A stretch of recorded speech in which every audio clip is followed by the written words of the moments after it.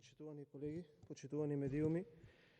имено ние и на комисијата го соопштивме нашиот став. Ние гласавме за ова законско решение, во кое што меѓу другото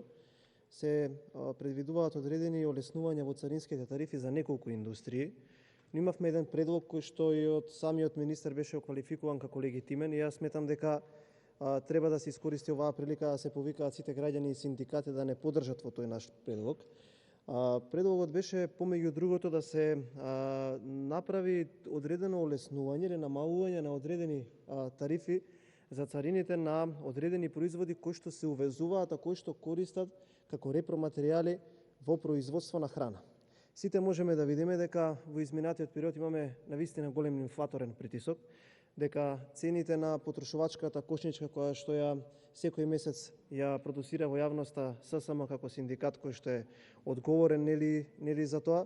расте вртоглаво и дека се зголемуваат цените на енергенсите, се зголемуваат цените на основните производи во домаќинствата и најголемиот дел од граѓаните во Република Македонија се соочени со тоа да ги купуваат само одредените производи кои што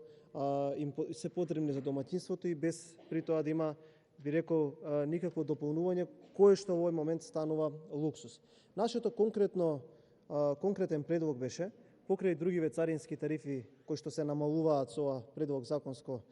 решение да се прошири на репроматеријалите кои што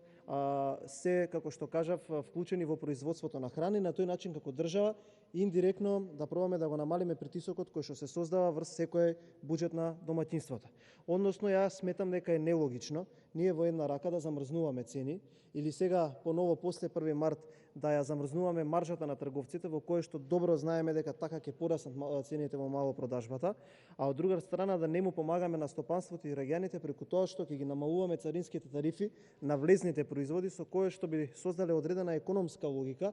дека доколку ги намалиме самите цени на производството ќе можеме да на некој начин и действуваме на самата финална цена на производот која што е директно засегнат, со која што е директно засегнат конзументот. Секако лично сметам дека тука треба да биде вклучена и царинската управа и сите комори за да не се наруши оној еквилибриум на пазарот и да се намалат царинските тарифи на влезните производи кои што се увезуваат, а кои што за волја на вистината ите како се големи.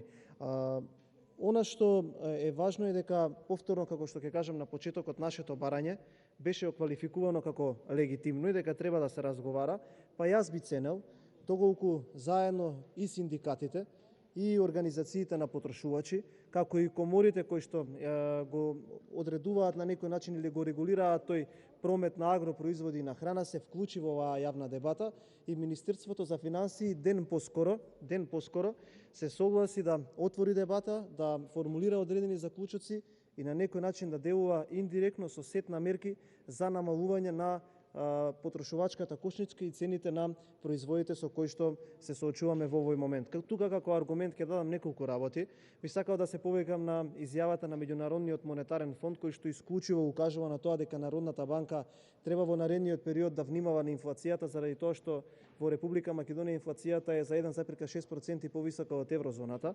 и дека во моментот кога ќе престане мерката за замрзнување на одредени цени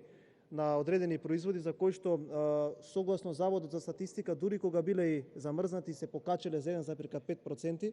ќе настане навистина огромна инфлација и уште повеќе ќе го оптовари буџетот на семејствата. Сакам да ви кажам дека за ова не треба да има страни, исто како што ние покажавме дека кога се работи за конкретни и за конструктивни законски решенија, каде што граѓаните и стопанството треба да имаат одреден бенефит, можеме да ги поддржиме, така и ве повикувам вас да се надминете себе си, заради тоа што можам тука да ви кажам со конкретни примери, секое водење на инат